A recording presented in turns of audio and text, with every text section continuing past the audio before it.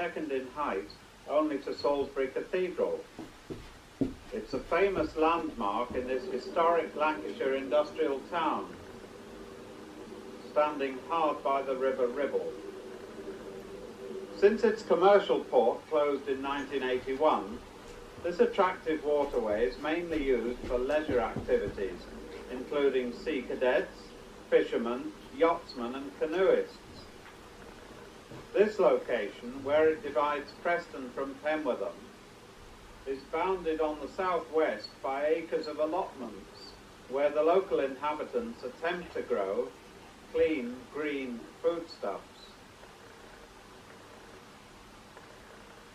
There are several adjoining parks and footpaths, including the Marathon Ribble Way, and they are much used by the general public. Because of its big tide, 2/3 of the width you see here is exposed riverbed at low tide. And the disturbing feature then is that the silt uncovered here shows radioactive contamination of up to 1 million becquerels per dry kilogram, each of both thorium and protactinium. The material thus becomes subject to the Radioactive Substances Act 1960 if you want to store or dispose of it. If you wish to move it by road, it will be subject to the Transport Regulations 1974, and were it a place of work, the Ionising Radiation Protection of Persons Act 1985. Of course, these levels would not be permitted in the unrestricted areas of BNFL plant, and the area of Broadgate, for example, reveals about 1 acre at low tide, consisting of 100 tons of the material for every centimetre depth it's covered.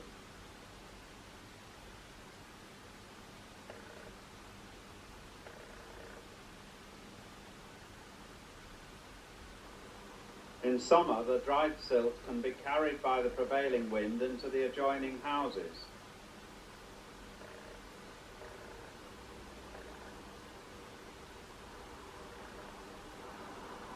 This A59 road bridge is an attractive and well-kept area less than half a mile from Preston Central Railway Station.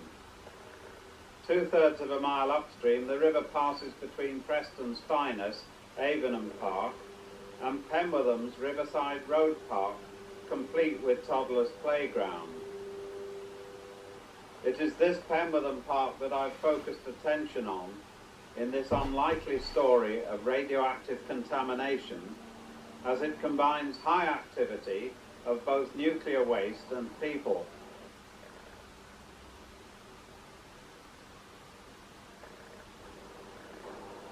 This popular area is used for dog walking, picnicking, exercising the children, cycling, jogging and fishing.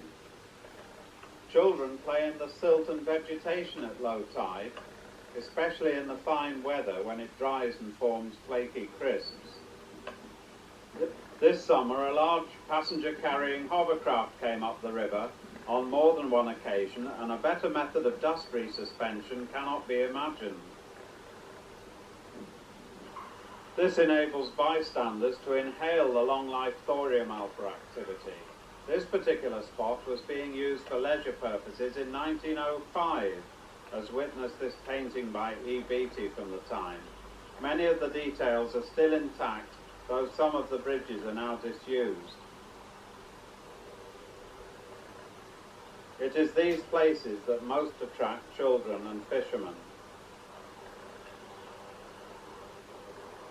The quiet nature of this river makes it a haven for wildlife, and my favourites, the cormorants, seem to be on the increase, but most of the animal life here is domesticated.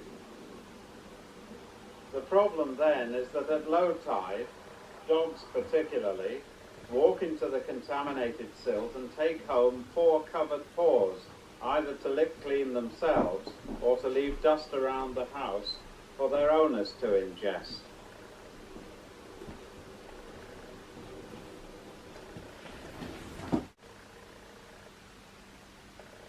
The source of this pollution is more than 3 miles downstream, where BNFL Springfields, converted from a Ministry of Defence gas plant by 1948 at Salic, discharges its radioactive waste material into the river. The previous film was shot at this A59 road bridge and here at Riverside Road, Pemberton. Another similarly affected area is at Beaconsall Boatyard at the tidal limit of the River Douglas. Springfields is a very extensive works currently being expanded at a cost of £145 million and lived quietly in the shadow of Sellafield, which used to dominate the contamination in this river, even here 50 miles from its source. In recent years, however, due to reductions at Sellafield from the installation of the 6F plant, Springfields is now the main contributor upstream in the Ribble. This is part of the manufacturing process for Magnox fuel rods for Britain's early power reactors, now reaching the end of their design life.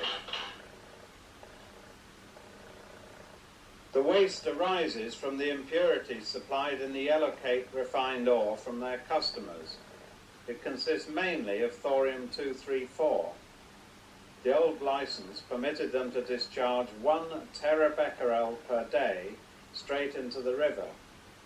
However, they used only approximately a quarter of this limit recently, and the new license, reducing it to a third of the previous one, puts no real restraints on them. From this effluent station, it goes 2 miles to the river, where it discharges with no warning of any description.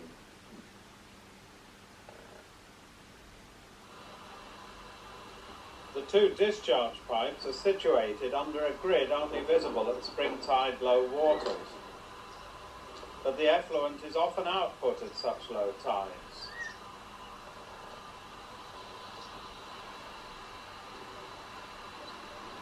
Thus it has 6 hours to travel upstream to Preston, and has been pointed out to BNFL as a possible means of reducing upstream pollution.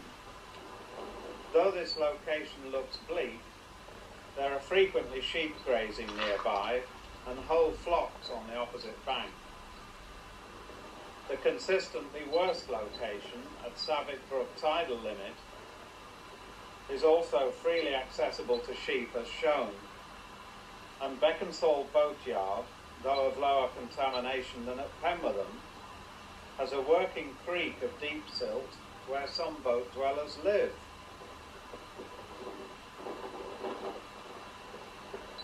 This view from the Ribble Way on the river's south bank shows the original skyline of Springfields, while the £145 million new production plant currently under construction is there.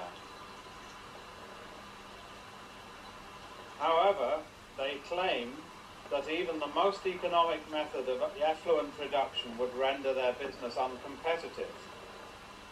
Under the terms of this new license and the ALARA principle, which stands for as low as reasonably achievable, they are legally obliged to limit discharges by the best practicable means.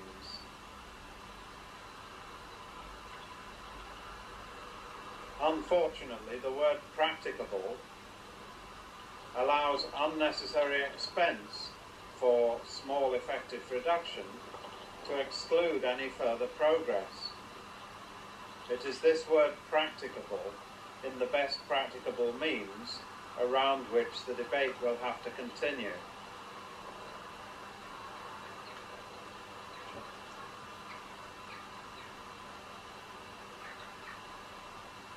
One of the peculiar things about upstream contamination in the Ribble is the means by which the material is held in solution in the salt water, and when it meets fresh water at the tidal limit, it is there that the materials drop out of solution and become adsorbed on the surface of the very fine silt, which also accumulates there. Secondly, and very importantly, in 1981, the port of Preston was closed. Prior to this, the navigation channel, which continues a further 10 miles downstream from the discharge point, was dredged on a regular basis and kept adequate for merchant shipping to go up and down to the port of Preston. Furthermore, any residual silt caught at this end of the river, sitting on the bottom, was similarly dredged up and placed in the sand lagoons at the mouth of Saviour Brook, which are still monitored for radioactivity. Both the channel clearance and silt removal have stopped, and the latest Admiralty chart shows a 4-mile obstruction west from Naze Mount at very low tide, which confines the active silt to a sump formed between Pembertham and Beaconsall.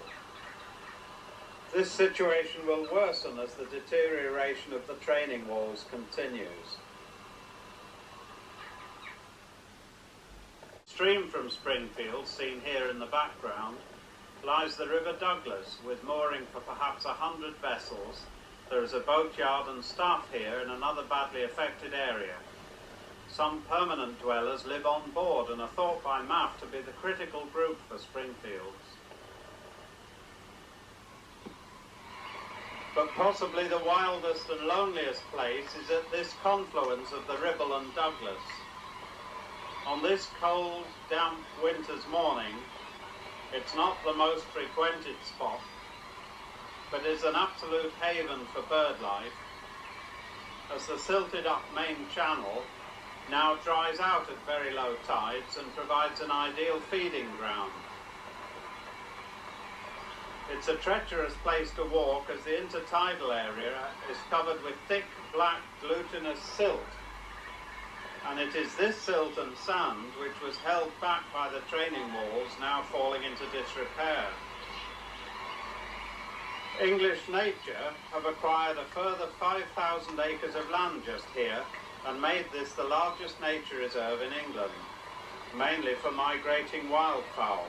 120,000 birds are here this winter, just 2 miles downstream from Springfield's outlet.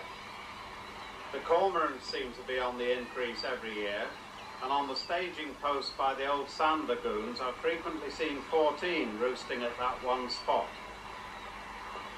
It's a birdwatcher's paradise, and the sight of 2 herons flying together with their reflection is another one to remember.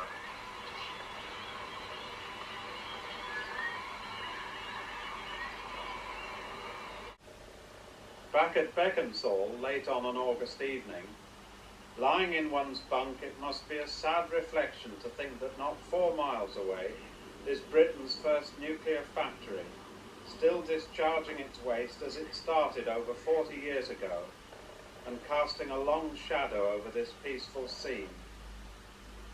As Shelley wrote in 1816 in his Hymn to an Intellectual Beauty, the awful shadow of some unseen power floats, though unseen, amongst us.